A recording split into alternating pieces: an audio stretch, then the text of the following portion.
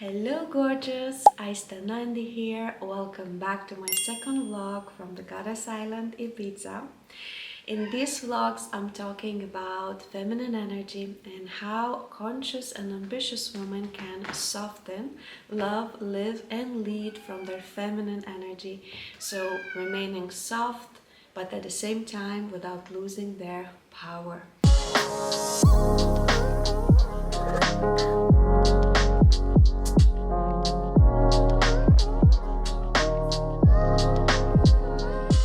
So in this vlog I'm gonna be sharing with you something very personal. I am currently 37 weeks pregnant, so only 3 weeks to go until my birth. It can happen anytime. In this couple of weeks I feel very special, very magical. I feel magical legs. We all women, we all have magical legs. We are magical beings with so much power and creation and ambition and love inside that it's crazy. So I wanted to record space where I'm in between being a mother of one, my little human Kai, and mother of two. I'm in between, and I feel that it's just so magical, so many downloads coming, and I wanted to share this journey with you, hoping that it's going to inspire you to have a little bit more compassion, love, and softness towards pregnancy, towards pregnant women, and maybe a little bit more understanding in case you are not, you haven't been pregnant. So yeah, I just wanted to share with you how I'm preparing for my conscious birth, what's going to be my plan, what's my birth plan. Also, I'm gonna be sharing with you little moments from my mama blessing ceremony, which was so beautiful, and let's see what else going to come up. So thank you for being here and being interested in my conscious pregnancy and my conscious motherhood journey. Today's special day. I'm gonna be doing first baby wash. I'm gonna be washing all these gorgeous clothes that we bought recently. A little one. So beautiful. I love pink, as you can see, and look how cute. So cute. My favorite, I'll show you my favorite. I love this one very much. Kai chose for his little sister from Next when we were in England. And this one, look, Ralph Lauren. So gorgeous. Bunny in our bunny family. Most of our soft toys, they are bunnies. So excited to try this one. It's from grandma, so sentimental. So cute. You know, I am absolutely obsessed about embodiment, feminine embodiment, but also embodiment in general. Being in the body, like really feeling the body, staying connected with our changing body. It's one of the absolute obsessions of mine. And I noticed that very often we are so, especially as conscious, ambitious women, we tend to be more in our mind and not so much in our bodies. Only when we do some practices like yoga or Pilates or some other workouts or maybe meditation, then we're dropping for a moment into our body. But on daily basis, we are very much still in our mind. So moments like I am right now, like pregnancy or when we have our cycle, really brings us into our body. It brings us down into our womb, really down and deep into the shadows, into the feelings, emotions, sensations. And very often we have lots of resistance towards that because we are not used to it. Because our comfort zone is being in the mind and not down, marinating in all of those feelings and emotions. And it can feel triggering, it can feel hard, it can feel heavy, it can feel uncomfortable.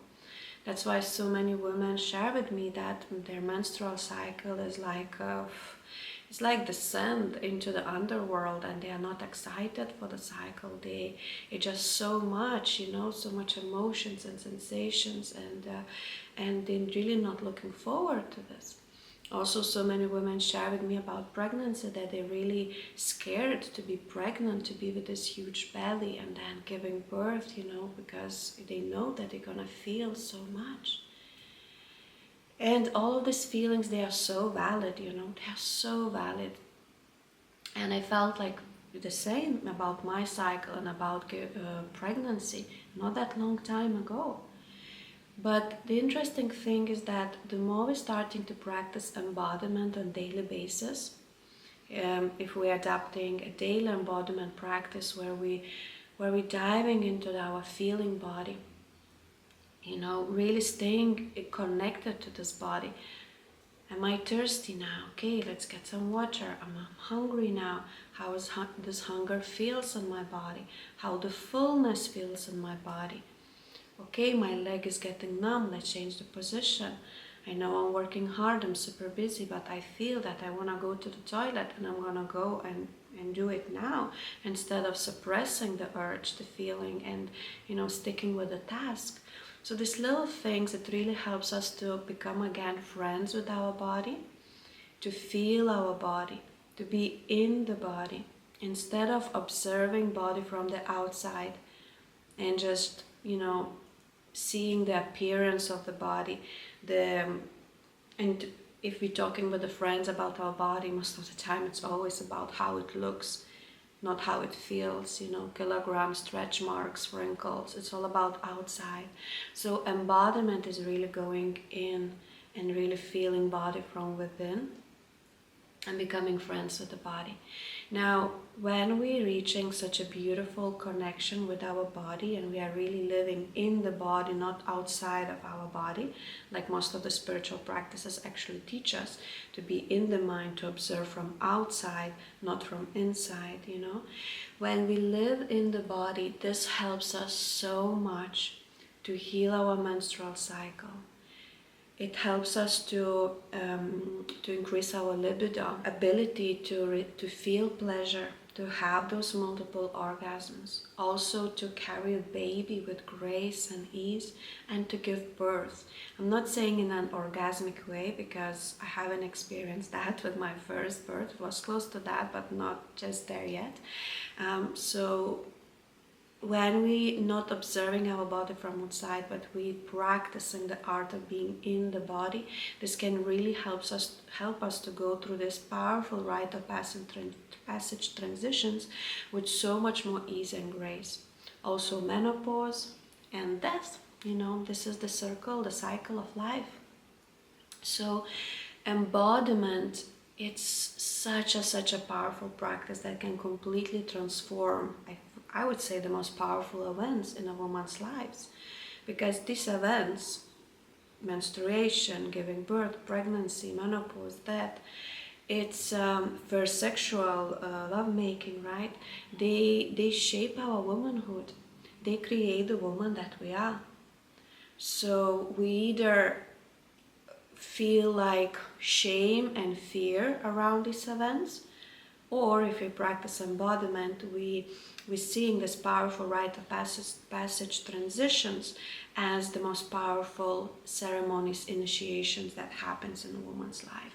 I want to give you one example just to understand a little bit better what is this embodiment all about, a little bit more. So you see, imagine you owning a house.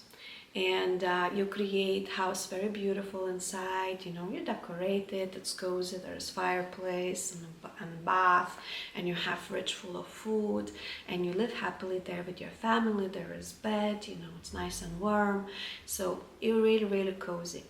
And then you start noticing that there are people hanging out outside in the street, and people from your neighborhood, you know, looking to their own houses and to neighbors' houses, and they're comparing the size of the house, comparing the garden, the flowers that is blooming in the garden. And then you start also looking to the house from outside, looking to the neighbor's house on the left, the neighbor's house on the right, and you start changing the appearance, the outer appearance of your house in order to match expectations, in order to fit in this community, or maybe in order to stand out and be different and unique, you know. So you start spending more time outside of the house than inside of the house. And you at some point becoming obsessed about how your house looks like from the outside. That you barely live inside, you barely enjoy the pleasures that inside house has to offer for you, such as fireplace, bath, fridge full of food, you know, and cozy time with your family or with yourself. This is exactly what happens with feminine, with embodiment. You know, when we're born in this gorgeous body, we are embodied, we are in the body. We are so connected to feelings and emotions, and we're expressing them. But then once we are told that, you know, you are too skinny, or you are too fat, or you have too many wrinkles, you need Botox, or you need this, then social media comes in. We start comparing the body that looks from the outside with other people's body, instead of staying inside the body and enjoying all of these beautiful sensations that our body has to offer us, right? So this is just an example. It's totally fine to take care of your garden and plant flowers, you know, and take care of your outer appearance. You know, it's part of the feminine arts, dressing up and makeup and jewelry. But my point is that we shouldn't be, you know, crazy obsessed about the looks. You know, we also should spend time doing these embodiment practices and activating the animal body, the feeling body. So really, pregnancy, the place where I am right now, the first pregnancy and second pregnancy, it's been a huge teacher for me to go deeper into my body, to practice even deeper connection with my womb, with my changing body, and without resistance, without comparison, without being crazy obsessed about how many kilos I can gain and what I need to eat, and like, you know, going like really crazy. I barely read, to be honest, any books about pregnancy. I really tune into my heart, into my womb, and I intuitively feel what my body wants to eat, how my body wants to move, and really trusting the magic of my body, you know. But I do a couple of things to definitely to make this period, this pregnancy chapter, a little bit more exciting, a little bit more magical. Some rituals that it's not coming from my body. I gather there. I got influenced, inspired to do these things. So there are a few things that brings me lots of comfort. I started journaling. I love journaling, and I have this beautiful journal where I'm journaling about my feelings, about my emotions, how my body's changing, what is my cravings, how many kilos I gained this week, what is the size of my belly. I'm not journaling every day, even though I wish, but I'm not, I cannot do the same things every day. It's just not working in my life. But this journaling really helps me to be even more aware and connected with my body, because I truly believe that this is going to help me to give birth in a more calmer and easier way. I also have the big one. It's called Baby. So here we got another wonderful. It's from the company Write to Me, if you want to have a look. So this is a beautiful thing where I'm going to put lots of pictures and things like that. So it's in the bright bird story. I've put hand and footprints. So yeah, it's a really beautiful thing that I'm really excited and looking forward to start creating. I also have this little thing. It's called bola ball, I think, something like that. So it's a really cool thing. I think it comes from, this one definitely came from France. I ordered on Etsy, and the idea is that you're putting this on your neck. You got a little rose quartz. You put on your neck, and this little ball is just like hanging hanging close to your womb, you see, and it creates a very, very nice sound. Very, very gentle bell sound, and when I walk, it keeps creating sound and sending the sound to the womb, so my little girl can hear the sound and become familiar with the sound, because when she will go out of my womb, I'm going to hang this close to her crib, so, and I will create the sound, recreate the sound, and recreate the memory, the comforting feeling that she heard and experienced while still resting in my womb. So I think that it's a very beautiful thing. Also, that reminds me whenever it sounds to stay connected to my womb, and it also comforts me and reminds me that I'm pregnant, because sometimes I do forget that I am pregnant. So it's a very beautiful thing. And I have another comforting thing that also helps me to stay connected to my body and this magical period that I'm in. So we have these two bunnies from Jellycat, I think it's called. This one belongs to Kai. We bought it when he was still in my womb, and I ordered another one. I thought it will come in slightly different color, but they are like almost the same, just a bit bigger. And this I've got for my daughter. And what I'm doing right now, so Kai is sleeping with his, he calls it Flopsy Mopsy Cottontail from Peter Rabbit cartoon, and I'm sleeping with this one.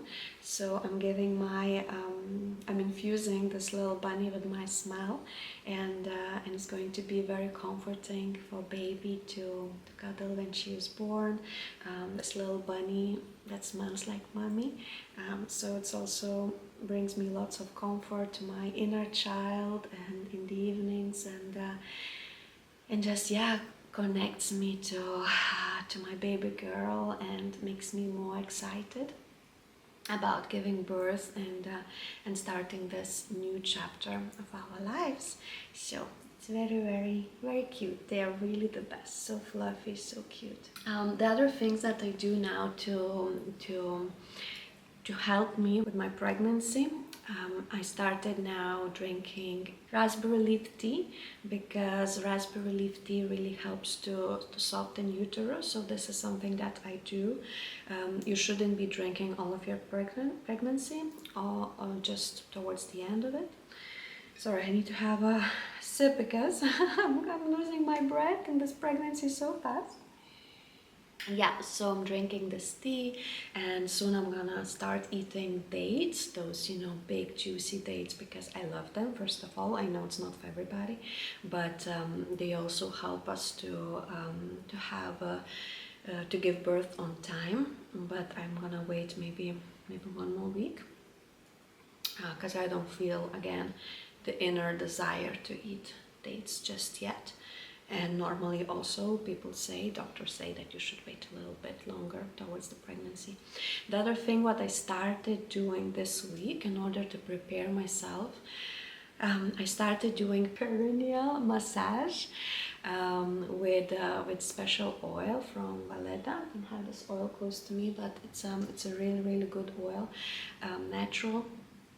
And I do massage every evening before going to bed in order to keep the skin down there as stretchy and soft as possible, because I had like a little bit intense experience while birthing Kai into existence. So I had lots of stitches down there, and it was so painful, and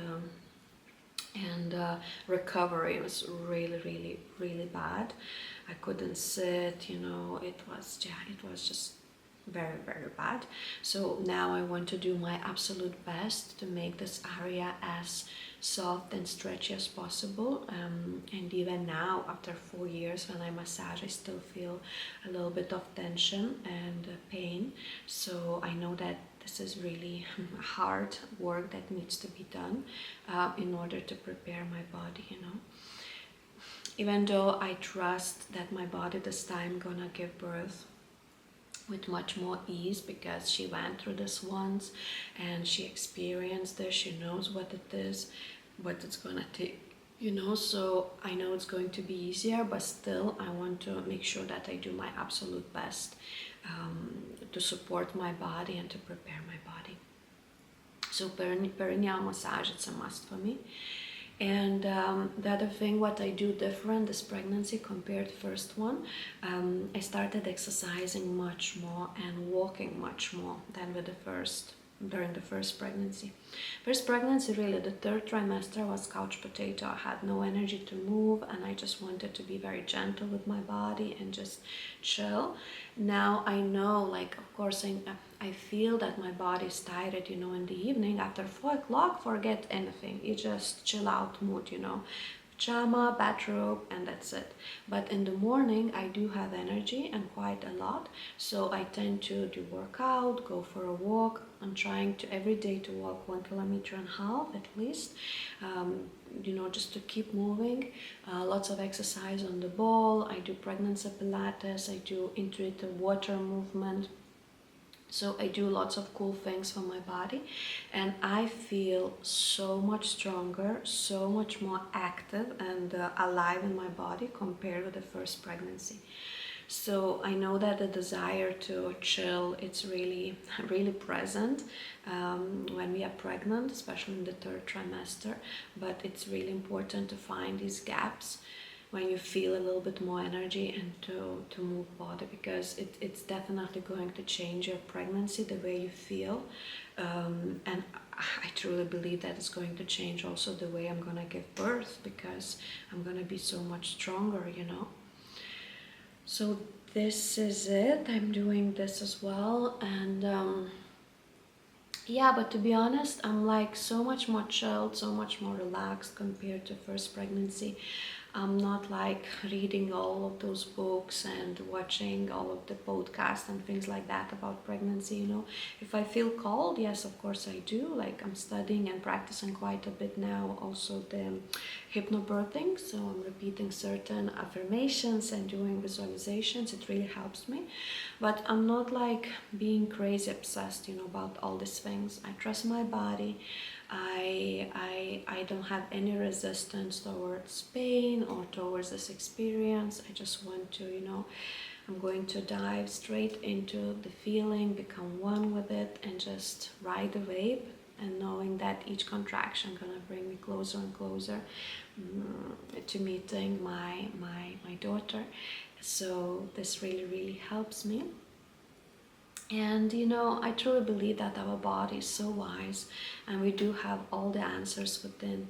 But the most important thing what you can do, it's not the books or podcasts or studies or courses, but really building this very intimate and powerful connection with your body, like really becoming friends with your body. Be embodied woman, living in the body, not outside of the body, not judging, criticizing the body, but really becoming friends. And when you become friends with your body shares with you messages. How body wants to move, how your body wants to give birth, and what position, what your body wants to eat, when your body longs to go for a walk, or have a water or a certain supplement. So it's a really, I'm really, really grateful for my personal embodiment journey, because without this, I definitely would be a complete mess and super lost. How I need to move, eat, or give birth, and I would have so much fear. And embodiment really gives this comforting feeling and trust in our power, and trust in this, the most natural thing in the world. Giving birth is the most natural thing, Also, lots of girls asking me about my birth plan. I don't have such thing as a birth plan. Maybe I will feel called to write down. The only thing I know is that, of course, I want to do it as natural as possible. No judgment for women who want to give birth in different ways. There's really, the channel is not about judging women. It's about really becoming your most authentic self and doing what feels right for you. For me, with Kai, I wanted natural birth, and I'm very happy that I did it that way. And I'm not gonna give birth at home. And this is the decision that we took some time ago, simply because in Ibiza we have fantastic hospital. They do have a water pool and a dark room. You can play your own music, aromatherapy, lamps, and candles, and then you can stay 2 days after if everything is okay. So and it's been really beautiful there. I felt like at home, just having this extra layer of care by my doula. So it's for me, it's even better than at home. You know, this is what felt right to me. Even though lots of girlfriends, they're giving birth at home here in Ibiza too, but I just felt that, you know, why should I do because something is trendy or this is what people in my community do. I'm like, I want to be my truest, most authentic self, and I feel most comfortable giving birth in this particular hospital. So I'm gonna do that. And yeah, so no epidural. This is my goal, because I really want to experience every single wave. I want to feel it, and I want to feel the sensations, because it brings lots of, it just brings you to another realm, another place, and just helps you to really receive the medicine. And I had some crazy visions during these contractions, some crazy realizations, and I feel that it really empowered me and strengthened me and completely transformed me from cellular level, you know. So I do want to feel everything. I don't want to numb my body, but I'm not saying, you know, definitely not. If I will feel that, okay, just getting too much, of course I will say yes for epidural, and it's okay, you know, it's nothing about failure. But I'm not gonna, you know, go to hospital and straight away say, you know, put the needle on my spine, because I don't want to feel anything, because it's 21st century, etc. This is not what I want. And we agree with this with my husband, who's going to be with me for sure during this time. I cannot imagine giving birth without him. Again, there's no judgment, because I know that it can be a lot for some men and some women too. They prefer to be alone or with other women, but I think that part of the reason why Michael is such an amazing dad, because he been with me from the first second till the last, experienced everything. And I always say that we gave birth together. It wasn't only me, because he did a wonderful job, always massaging me and saying nice words and giving me water, and he was really in it 1000%. This really strengthened our union and his bond with Kai for sure, you know. And then I was resting and he was bonding with his son together, chest to chest. So it was really beautiful to witness, and I cannot imagine any other way. And again, the C-section, you know, of course, this is not my my intention, this is not my dream, my goal. But if it's going to, you know, if it's going to be needed, that's okay, you know. The most important that, you know, baby and mommy, they are safe, right? So I know what I want, I know my dream birth, how I imagine it, but at the same time I'm very calm, relaxed, and open to other possibilities that can come in the field. And I'm very, you know, trusting that I will have the right team with the right, who can take the right decisions, the best decisions for us. So there is lots of trust. This is where I am right now, swimming in the field of trust and hope for the orgasmic birth, of course. But let's see what the God has prepared for me. So yeah, this is it. This is a little story time, podcast time about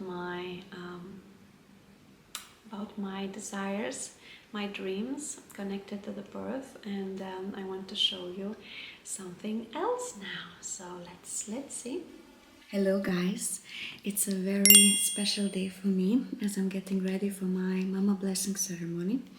My friends, group of closest friends, organizing this beautiful gathering for me, as I am already at the end of my 8th month. My energy level is dropped really low, and I wouldn't be able to organize the ceremony for myself or plan like a classical baby shower. So super grateful for my village.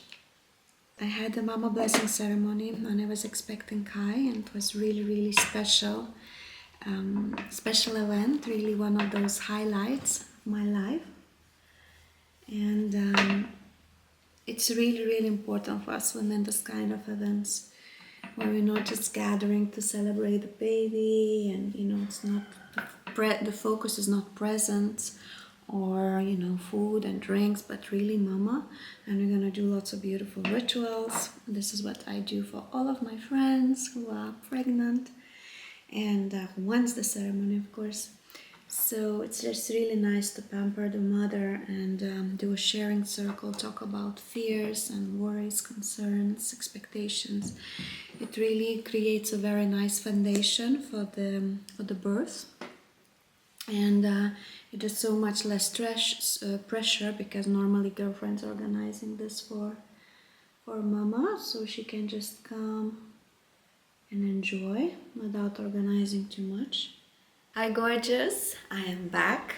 I look a little bit different because my mama blessing ceremony is officially over. It's been the most blissful 3 hours of my life.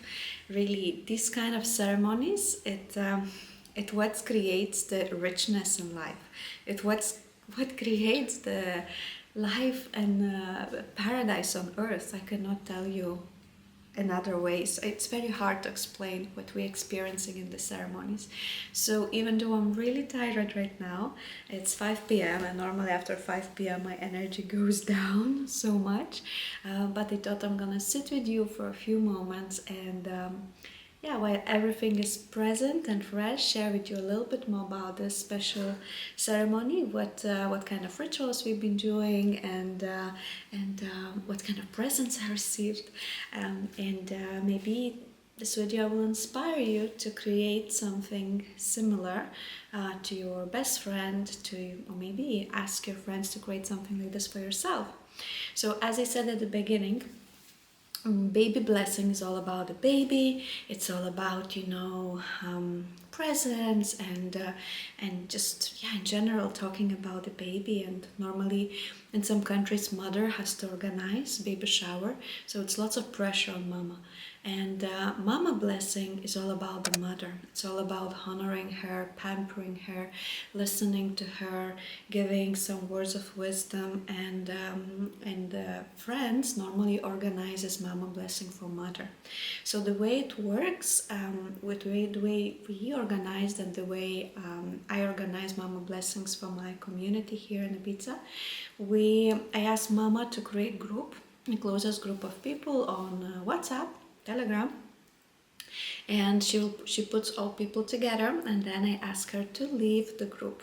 So I have all the people in, and then couple of weeks, 1 week, we communicate with each other, and we say, okay, you need to take care of the cake, and you will be responsible for flowers, and you will be responsible for music, and then I'm gonna bring this and I'm gonna bring that, snacks, etc. So all the organization happens in the group, and ideally there is one admin who is responsible that everything works well, and like a big sister.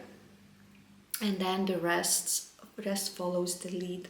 So I noticed that this is the best, and if there is some expenses, normally then all the group divides the expenses and pays for that, so that it's not like one person pays for this mama blessing or that mommy pays, So this is really nice, this collaboration and co-creation of the event. And this is what we've done for my mama blessing. I put the group together, and then a few days ago I left the group and I let my friends to take over. Most of my friends, they came to one or two Mama Blessings that I organized for community, so they know what I like, they know my vibe, they know my style, so it really wasn't hard for them to hit the right spot. And we gathered in my friend's house. She was so sweet to open doors of her beautiful house. As I really didn't want to clean the house beforehand and afterwards, So we went there and we prepared some snacks, some cacao. Girls brought some food to share. And first we started in the circle, and we did a little sharing circle while sipping cacao, ceremonial cacao. And every girl had some time to share their message to me, their wish, their prayer, really what was present on their heart. So lots of mothers who already got 2 kids, they shared, them about the change that they experienced going from 1 to 2 kids. There were some elder women, like grandmothers, who shared their wisdom, and some beautiful sisters without the kids who just had some transmission to share, and it was so beautiful to receive all of these lovely words. We wiped some tears, we laughed a little bit, and it just felt so pure, so loving, so intimate, so real, and so important, because I haven't sat in the circle, to be honest, for quite some time. So it's really felt like homecoming. And I teach how to lead these kind of events, Mama Blessings, also how to celebrate first menopause, first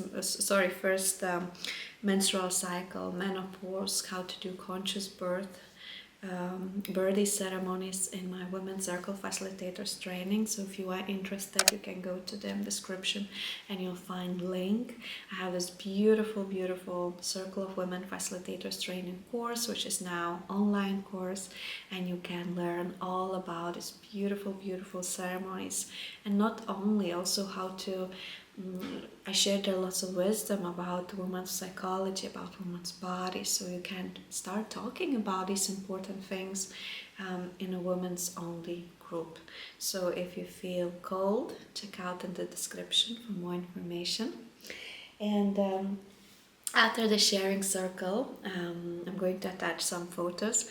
After the sharing circle, we did some rituals. So the first one, they washed my feet, they soaked, washed and massaged my feet. There was this rose bucket full of lemon and rose water and rose petals. And some girls massaged my shoulders, my scalp, my face, my hands, my heart, while whispering beautiful words of wisdom and courage and inspiration. So it's been really so sweet to receive and relax and be held and be pampered by my besties. It's really like a spiritual experience. It's not like a massage. You need to feel it for yourself in order to understand. It's so deep, it's so profound. It's like, this is what the real sisterhood is all about, the real woman's union. It's so powerful. It's powerful beyond words. And after that, I was invited to lay down, and they did a beautiful mandala on my belly. They applied some oil, or was it honey? Sometimes we do honey, sometimes oil. And then they stick a little petals around my belly, so they created this beautiful mandala. I think you can see pictures now.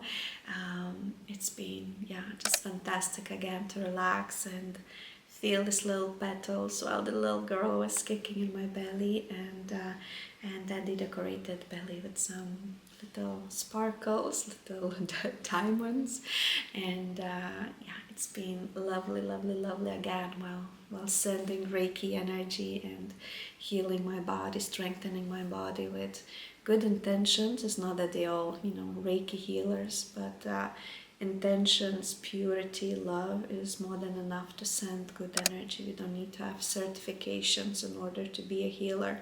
We just need to open our heart and send good intentions towards the person, and it definitely works, because I felt so much energy and so much power in that room at that moment. And then we had some snacks. I ordered a beautiful cake. We shared lovely cake, and while we were sharing cake and drinking tea, we made this another ritual, is labor candle.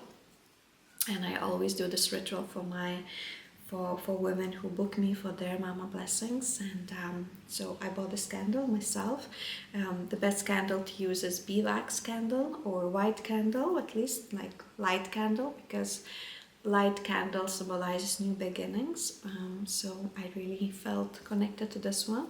And then they all attached one ribbon, one string to this candle, while sharing their wish for my birth. And I'm going to light this candle when my contraction is going to start, and this candle going to stay close to me during my labor, symbolizing the light, their love, their presence, and their intentions, manifestation of their intentions. And then I'm going to burn this candle. Let's see how long it's gonna burn, but I hope I'm gonna give birth faster than this candle burns. But the idea is to burn this candle until the end. This is how the ritual candle magic works. You have to finish burning. And so it's really special thing. So simple, but so special when it's done with a pure, open heart.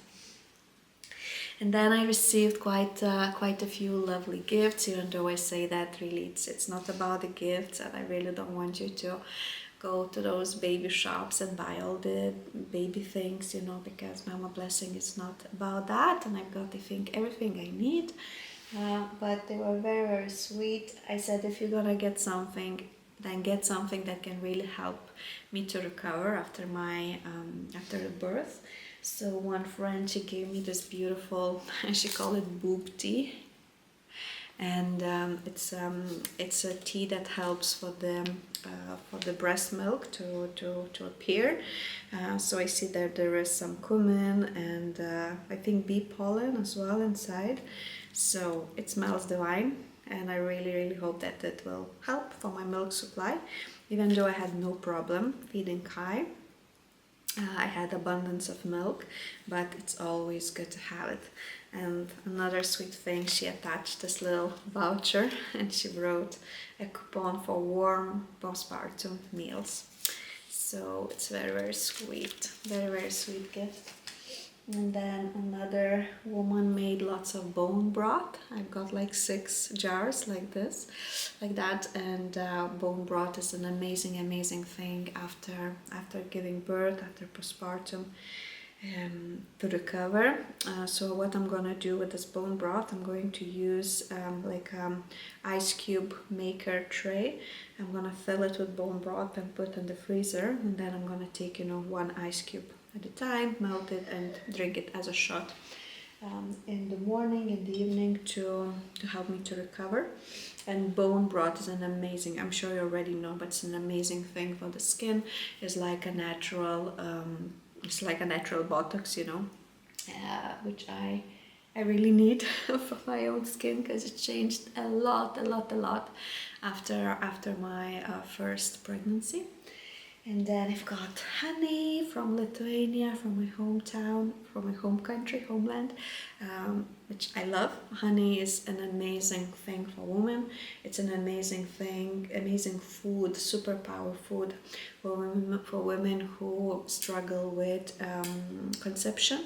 It's a really good thing to increase fertility for men and for women. So I'm not struggling with that at all.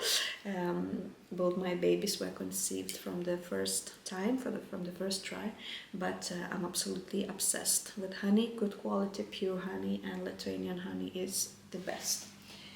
And then my another friend, recently she went on a trip to Singapore, and she went to Chinatown, where she found these beautiful cups, Chinese cups for tea ceremonies. and she said she felt absolutely not in love with them, and she thought about me. So I'm super pleased with this gift. Such a beautiful gift, and I cannot wait to share a cup of tea with my bestest after giving birth to this little angel. And then I got two gifts that I haven't opened yet. See something from Rituals. There's a beautiful message here. Let's see, what is it? I love Rituals. Oh, the bag is from Rituals. Beautiful. So we got Natural Body Booster. That's very sweet. And Happy Mama. Some tea. Yeah, tea for the mama. That's beautiful. I love these. So we see it's like all of the gifts is about mother, it's about supporting her, it's about making her life a little bit easier after giving birth. Okay, let's see what is it. Oh, then we've got face mask, silicone face mask. Good, we need that. And eye patches, relaxing cold effect. Very nice. Yeah. Final thing. Sleep Easy Lavender Orange Candle. Yeah, I think it's candle. Oh, yeah, well, we really need good quality sleep. We will need that. We will need that. So this is the beautiful gifts that I received, and I'm super happy about all of these things, about Mama blessing, and it's been just absolutely divine. And now Mommy needs to go back to her mama duties. So see you later.